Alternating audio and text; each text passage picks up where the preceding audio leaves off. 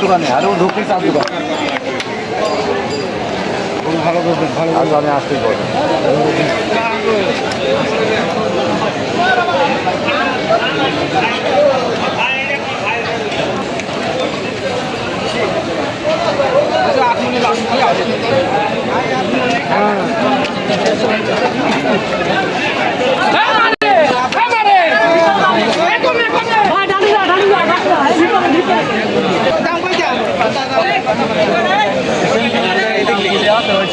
এটা আমারও ব্যাপারে